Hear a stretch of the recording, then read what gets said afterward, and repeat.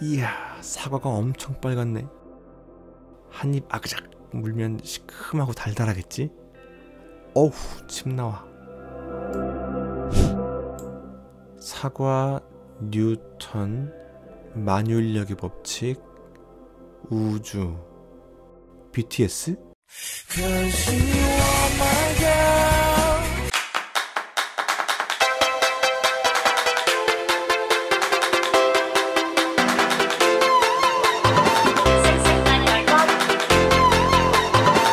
안녕하세요. MBTI 학과 교수 설지용입니다. 오늘은 MBTI의 4가지 선호 경향 중에서 두 번째, 감각과 직관인데요. 영상 보시고 궁금한 점은 댓글로 남겨주세요. MBTI의 4가지 선호 지표 중에서 두 번째는 감각과 직관입니다. 감각과 직관은 정보를 받아들이는 방법들인데요.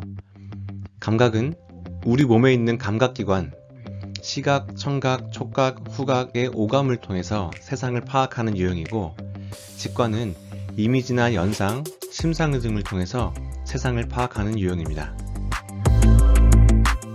감각형을 대표할 수 있는 인물로 윤종신 씨를 뽑아봤습니다. 이 장면은 슈퍼스타 K 오디션 프로그램에서 윤종신 씨가 심사평을 하던 장면인데요. 윤종신 씨는 심사평을 할 때 음정이나 박자, 음색, 선곡, 가사 전달 등 하나하나 세부적으로 평가하는 모습이 있었습니다. 감각형은 보통 세부적이고 꼼꼼한 모습이 있습니다. 직관형을 대표할 수 있는 인물로는 김태원 씨를 뽑아봤습니다. 김태원 씨도 위대한 탄생이라고 하는 오디션 프로그램에서 심사위원 역할을 맡은 적이 있었는데요. 김태원 씨는 심사평에서 하나하나 꼼꼼하게 평가하기보다는 합격 버튼을 누른 이후에 다음 라운드에서도 듣고 싶은 목소리, 라는 주관적인 평가를 반복하다가 당신을 선택한 이유를 맨 마지막 순간에 말씀드리겠습니다. 라는 말을 하면서 다른 심사위원들을 갸우뚱하게 만들기도 했습니다.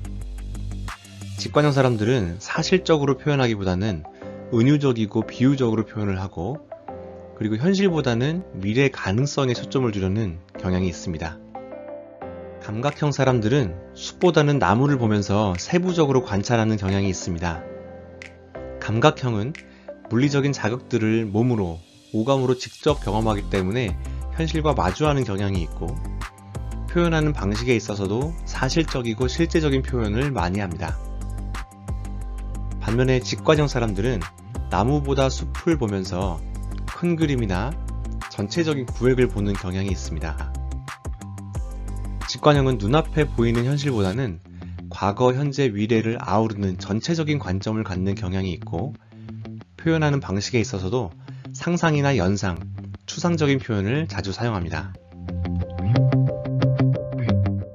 감각형 분들이 직관형 분들과 잘 지내고 싶다면 눈앞에 있는 세부적인 일들이 큰 틀에서 어떤 의미를 담고 있는지를 설명해 주세요.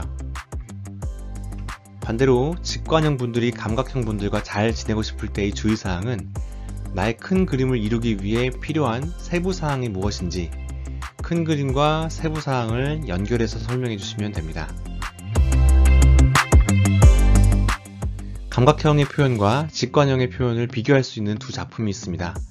먼저 노인과 바다입니다. 노인과 바다는 주로 감각형의 표현 방식이라고 볼 수 있습니다. 본문에 보시면 한 마리의 고기, 84일째, 40일 동안, 깊은 주름살, 갈색 관점들, 두 손, 상처 자국. 이런 표현들은 전부 눈으로 볼 수 있고 손으로 만져볼 수 있는, 다시 말해 오감을 통해서 만날 수 있는 현실적인 정보들이죠. 반면에 어린 왕자는 주로 직관형의 표현 방식이라고 볼 수 있습니다. 나는 감동되어 있었다.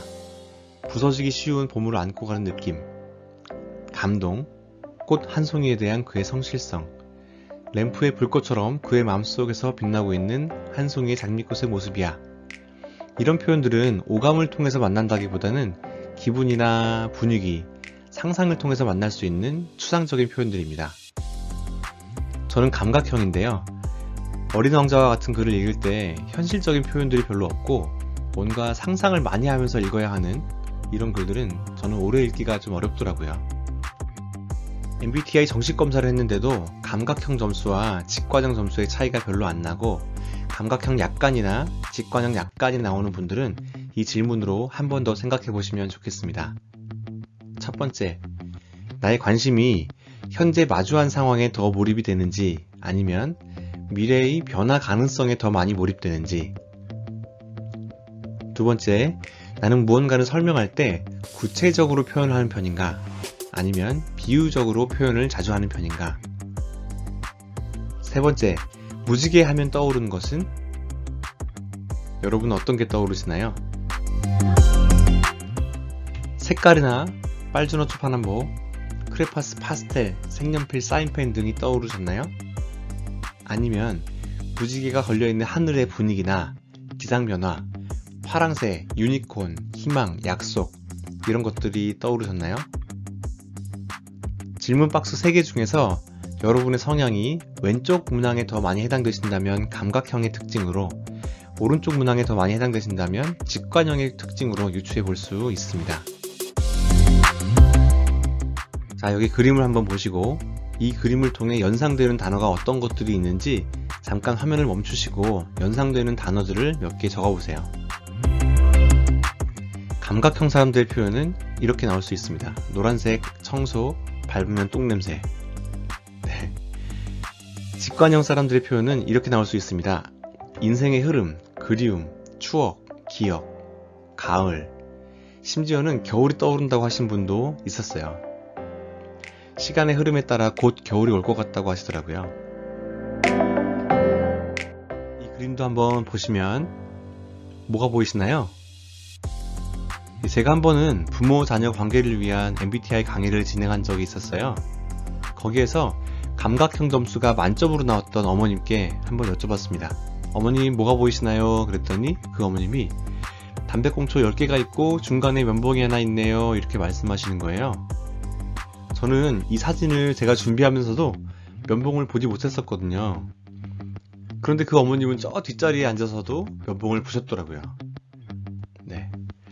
또 직관형 점수가 높게 나오신 아버님이 계셔서 한번 여쭤봤습니다. 아버님은 뭐가 보이세요? 그랬더니 그 아버님이 한 남자의 고뇌가 보이네요, 이렇게 말씀하시는 거예요.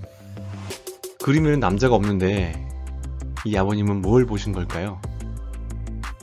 담배 재떨이가 클로즈업 되어 있기는 하지만 이 아버님은 그 방 안에 있는 전체적인 분위기를 보신 겁니다. 감각형은 어떤 물체를 자세히 관찰하는 특성이 있다면 직관형은 어떤 물체를 보면서 그것으로 연상되는 과거의 경험이나 기억, 이미지 등을 떠올리는 특성이 있습니다.